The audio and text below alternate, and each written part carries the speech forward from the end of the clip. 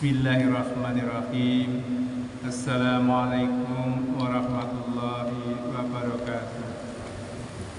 A'udzubillah, bismillah, alhamdulillah, mabadah.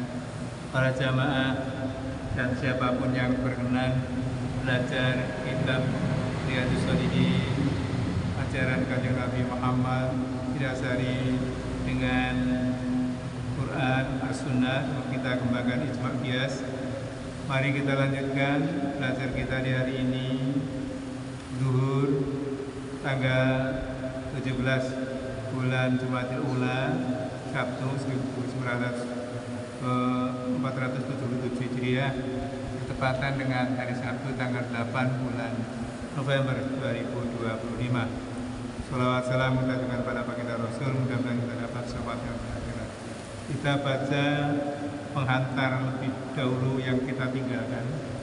Allah berfirman, dan sebaik-baik jalan yang harus ditempuh, jalan tuntunan adab yang telah diajarkan oleh Nabi SAW adalah yang telah tertera dalam Al-Quran, As-Sunnah, dan ijma' qiyas.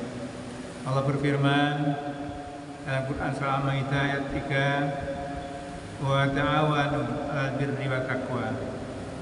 Wa ta'awanu, bertolong-tolonglah kamu ala atas al-birri. Al-birri itu berbuat kebaikan, wa dan takwa. Jalankan perintah, jauhi larangannya. Tolonglah kamu untuk berbuat baik dan takwa. Ini sebenarnya ada kelanjutannya. Wala ta'awanu 'alal ismi wal udwan. Dan jangan tolong-menolong kamu dalam hal perbuatan dosa dan keji dan permusuhan. Jangan. Nah itu Al-Maidah 3. Jadi sebutir zarah pun kalau kita ternyata ada indikasi permusuhan, percekcokan, perpisahan, maka kita dilarang untuk berada di situ. Jangan tolong-menolong dalam hal itu. Tapi kalau ada sebutir zarah pun ternyata dalam kebaikan, kemasyarakatan, tersebarnya ajaran agama dengan baik, maka kita diperintahkan. Ini dasarnya Al-Maidah ayat 3. Kemudian sabda Rasulullah SAW, wallahu fi aunil abdi ma kana al-abdu fi aunil akhi. Allah selalu membantu kepada hambanya selama hamba itu mau membantu pada saudaranya, untuk apapun juga, terutama membantu bagi yang belum tahu untuk menjadi tahu, yang belum bisa jadi bisa. Dan dalam sabda yang lain, man dalla ala khairi falahu mislu ajrin fa'ilihi. Rasulullah SAW bersabda, siapa yang menunjukkan kepada kebaikan, maka ia akan mendapat pahala sebanyak yang didapat oleh yang mengerjakannya itu. Sudah disediakan oleh Allah Ta'ala. Kita tunjukkan jalan, orangnya menjalankan, kita dapat pahala sama dengan pahala yang melakukan. Kalau kita menunjukkan pada satu orang, kita dapat satu pahala. Kalau yang kita tunjukkan 1000 orang, kita akan dapat 1000 pahala. Yang melakukan itu yang kita dapat juga. Ini hadisnya. Jadi bunyinya, man dala, barang siapa dala, memberi petunjuk ala atas khairi, kebaikan, falahu, maka baginya semisal ajri, upahnya, faili, sama dengan yang melakukannya. Ini maka para ulama, para kiai, para ustadz, siapapun yang ternyata menunjukkan jalan kok diikuti oleh orang lain jumlahnya sebanyak itu, maka akan mendapat pahala yang luar biasa. Ini hadis riwayat Muslim. Dan sabda Rasulullah lagi, siapa yang mengajak kepada kebaikan, maka yang mendapat pahala sebanyak pahala pengikutnya. Dan yang demikian itu tidak mengurangi pahala pengikut-pengikut itu sedikit pun. Ini tafsir usul. Ini penguat dari hadis yang pertama tadi.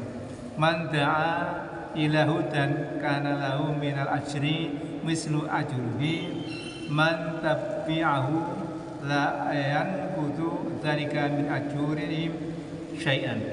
Man barang siapa da'a menunjukkan ila kepada hudan petunjuk, karena maka lahu untuk dia minal ajri dapat pahala mislu semisal ujurin. Ujroh itu upah, upah atau pahala man dari orang tabi'ahu yang mengikuti tadi, la tanpa yang kudu mengurangi zalika min dari apa yang ujurihim, pahala yang syai'an yang didapat oleh orang yang melakukannya. Maka jangan ragu-ragu, kalau ada kebaikan sampaikan, jangan disembunyikan.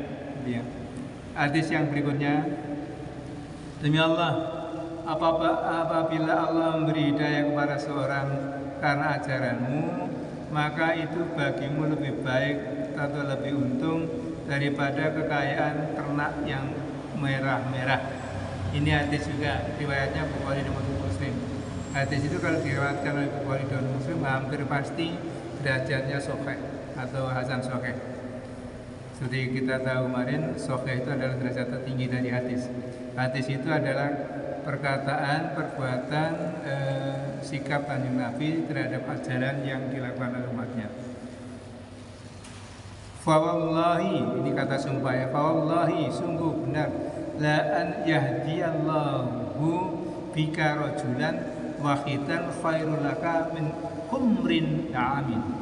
Jadi demi Allah, apabila Allah memberi hidayah kepada seseorang karena ajaranmu, maka wahidan khairan itu lebih baik laka untuk kamu min humrin dari pada keuntungan dari kekayaan binatang ternak. Na'am itu binatang ternak. Ya. Itu pindahnya orang yang memberi petunjuk kok diikuti kok ternyata Masya Allah memberikan pahala. Karena itu ini pengarah dari kitab ini, maka saya berhasil mengumpulkan sesingkat mungkin hadis-hadis yang sahih yang meliputi segala sesuatu yang dapat menjadi perintis jalan menuju akhirat dan sebagai tuntunan adab lahir batin yang mengikut anjuran dan ancaman latihan jiwa, didikan akhlak, obat hati, pemeliharaan badan dan sebagainya. Dan jadilah kitab ini. Saya nukilkan satu hadis lagi yang terakhir ini ya, terkait dengan niat. Semoga kita tata niat kita ketika mengajak kebaikan. Hadis yang tadi pagi menjelaskan bahwa sepertiga saja yang diinfakkan itu ya. Hadis ini menjelaskan hukum. Satu, wasiat seseorang yang akan mati itu tidak boleh lebih dari sepertiga dari kekayaannya. Wasiat itu adalah yang dititipkan untuk disampaikan kepada selain warisnya. Waris itu anak, cucu, turun dan sebagainya. Wasiat itu orang lain. Hanya boleh diberi paling banter sepertiga. Sehingga bila terjadi wasiat lebih dari sepertiga, maka ahli waris berhak untuk menolak dan membatasi hingga sepertiga. Yang kedua, segala amal perbuatan biasa bila diniatkan untuk mencapai keridhaan Allah, maka akan mendapat pahala dan teranggap sebagai ibadah. Contohnya belanja yang lazim bagi anak, keluarga dan sebagainya. Itu lazim, tapi kalau diniatkan karena Allah SWT maka menjadi ibadah. Mendidikan, menyekolahkan anak dan sebagainya itu. Tiga, amal yang telah dikerjakan karena Allah jangan ditarik kembali. Sebagaimana hijrah dari Mekah atau sedekah, maka jangan berusaha mengembalikan barang yang sudah disedekahkan itu kembali kepadanya, baik dengan membeli atau menukar atau lain-lainnya. Dan bagi seorang muslim tidak ada masa terlambat dan ketinggalan masa. Bila saja ia suka beramal sungguh-sungguh karena Allah, maka ia masih dapat mengejar derajat dan kedudukan yang tetap disediakan oleh Allah sebagai mukhlisin, orang-orang yang ikhlas. Demikian. Wassalamualaikum warahmatullahi wabarakatuh.